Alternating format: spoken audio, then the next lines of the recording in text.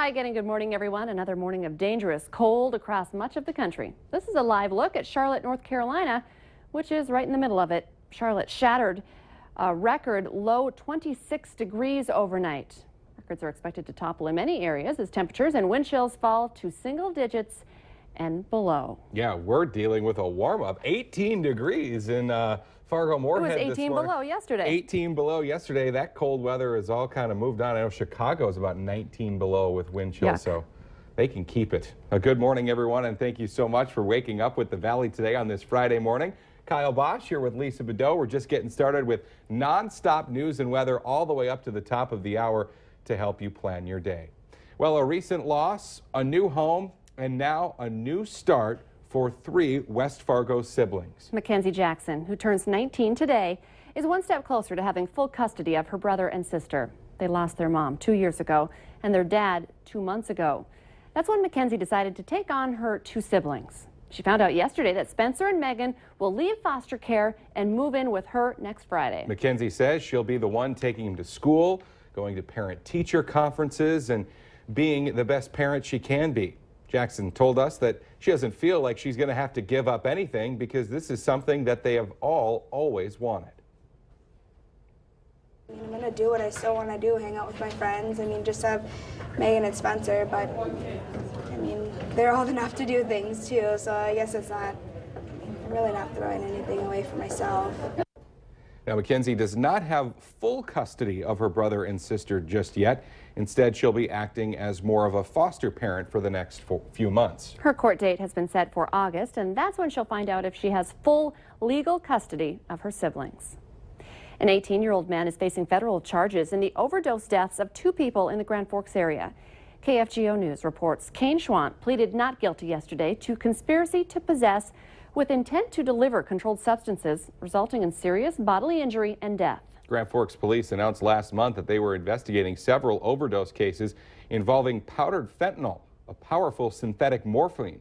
Now, it's not clear yet how many people may have been sickened by those drugs. 6:51, time for weather and traffic on the one, starting with meteorologist Mick Kerr. Thanks, Kyle. You're talking about how cold it was in Chicago. Up north a ways, it's 34 below in Sault Ste. Marie, Michigan this morning. Meanwhile, at Disney World in Orlando, 34 above. So big cold snap for the east, and we're on the backside of that. We're starting the warm up. This won't last long, though. In fact, by noon, the temperature will max out about 25 to 27 and start the temperature drop. And that will continue until Sunday morning. Winds out of the south this morning will be north this afternoon, so we're blowing snow, and that's creating some road issues. But the 21 to 27 obviously will happen before 5 o'clock, and then temperatures will start going down with some wind out of the north-northwest 10 to 15. It'll continue to blow through the afternoon and bringing us falling temperatures, slowly falling, but falling nonetheless. We'll be down to the low to mid-teens up in the northern parts of northwest Minnesota. In the Mahnomen, Ada area, Bagley and Bemidji also low 20s by the end of the day after warming to the mid-20s by noon. Same story for northeast North Dakota. You are the first to see the cold air already. A northwest wind there at Devil's Lake up into the Candu and Langdon area. And moderate snowfall just west of Carrington here at the moment. We have 17 Fargo, 18 Waupun and Gwinner 23, Jamestown 26 and Carrington at 28. Minot and Bismarck at 32. In between, some dicey roads out there. And our roads here are nothing to brag about either. And so let's check them now. We have Valley News Live's Al Ahmed out there giving us a report. Al, how are the roads this morning? Well, Mick, to be honest with you, I think things are getting a little bit better. In fact, maybe even significantly better. The crews have been out plowing and sanding all night long. And, of course, traffic is definitely making a difference as well. I need to remind you again, though, about the ramps. The ramps continue to be problematic. And once again, the Veterans Memorial Bridge, or Veterans Boulevard ramp, that one is really tough this morning. I've been out there 3 times this morning over the last 2 hours, and it really hasn't gotten a heck of a lot better. You really have to take it easy on that one. Otherwise, just drive carefully this morning. You should be okay. Where the roads are wet, you will be okay. Otherwise, if they look like they're dry, it may not be. So just a little extra caution's an extra good idea. On Interstate 94 in Fargo, Al Ahmed, Valley Today traffic. Now 6 minutes before 7, breaking news for you this Friday morning. At least 8 people were killed today when militants attacked a hotel in the heart of Somalia's capital. A Mogadishu police captain told CNN the attack involved a car bombing, a suicide attack, and heavy gunfire. There's been no immediate claim of responsibility, but as an Islamist extremist group that's been blamed for numerous attacks in Somalia over the years is believed to be behind this one as well. A former Fargo Park District employee has pleaded not guilty after his arrest last month for allegedly driving a Zamboni while drunk. Police say 27-year-old Stephen Anderson's blood alcohol level was well over the legal limit for driving of .30. He was arrested at the South Sports Arena after a spectator reported Anderson driving the ice cleaning machine erratically. He'd been with the Park District for about 6 years. The owner of a home that caught fire in Sabin, Minnesota earlier this month is now charged with arson. Investigators say the home was up for sale and being remodeled and have determined the fire was set on purpose. 51-year-old John Legou was arrested Wednesday. He's being held in the Clay County Jail awaiting formal charges. The Minnesota legislature could soon be voting on whether or not to restore voting rights for convicted felons as soon as they're released. Right now, there are about 47,000 Minnesotans who have been released from jail or prison but are not allowed to vote because they're on probation. Some lawmakers, though, are still asserting that losing your right to vote is part of your punishment. Debate is heating up in St. Paul over privacy issues with police body cameras. Minnesota legislators are trying to get some ground rules for those recordings. The main question is whether they should be generally available to the public or kept under wraps. Now, a Senate bill being considered would require that the images in non-criminal incidents be destroyed within at least a year, while the images from criminal encounters could be kept for up to a year, but not more than 3 years. Well, Friday morning means it's time to take a look at this week's Valley's Most Wanted.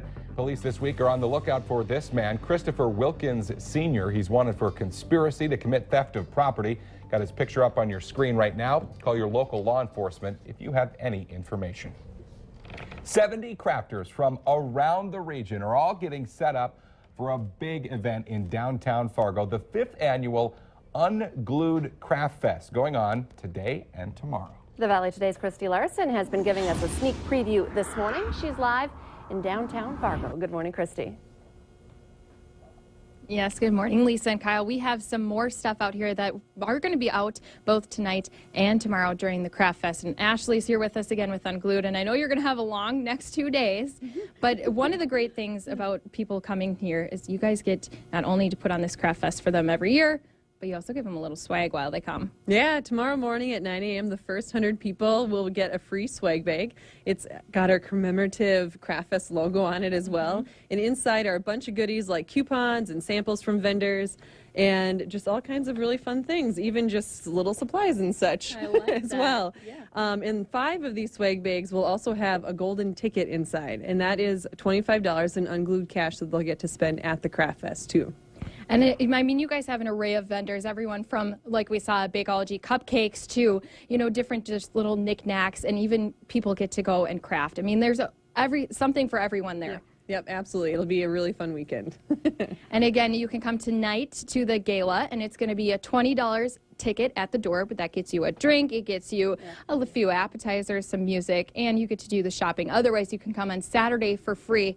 It's going to be from 9 in the morning until 4 on Saturday. Again, lots of crafts for both adults and kids. And Kyle and Lisa, I think, you know, maybe I might even have to go both nights just so that I can make sure I see everything at the Plains Art Museum. Yeah, it sounds like you definitely could do both nights and maybe still not have enough time. Christy Larson reporting live for us this morning. Thank you, Christy. A 5-foot pile of snow rendered a fence useless in Revere, Massachusetts, and let 2 dogs escape their yard for an afternoon of fun. But as you can see, it turned serious pretty quickly when they got stuck on a frozen marsh, one on a mini iceberg, the other was half submerged. Now, the rescue of the dogs took a couple of hours, in part because their owners first tried to get to the animals and they themselves got stuck in deep snow and muck and had to be rescued. Now, once they were pulled from their watery area, a vet did have to treat the pups for hypothermia, but both dogs were able to go back home and cozy up, hopefully snuggle up, I'm guessing, with their owners for a nice warm night inside after it was probably a scary couple hours for them. But They just wanted to have fun. We've seen that in Fargo, though. You know, Yeah. a couple years ago, Fargo firefighters had to go out on the Red River to rescue a dog. So They're family members. You have to Exactly. rescue them. Let's get our answer now to our question of the morning on Facebook. Today's question, more than a third of us say we don't do this at the gym. the answer, sweat. That's not me. I've asked my trainer, like, can I not get too sweaty today? Because, but that always backfires. I was going to and say, then- what does Keith say yeah, about that? Then I Go pay run for some it, extra then laps. Burpee time. I get punished for asking. All right. I don't do that at work. See, I never break a sweat here. Quick check of our forecast includes about 17 this morning, 27 by noon, wind switching to the north, and falling temps. Watch out for slick roads, though, all day. Thanks for waking up with the Valley today. More local news and weather for you right here in 25 minutes. Have a great Friday and a great weekend, everybody. We'll see you Monday morning.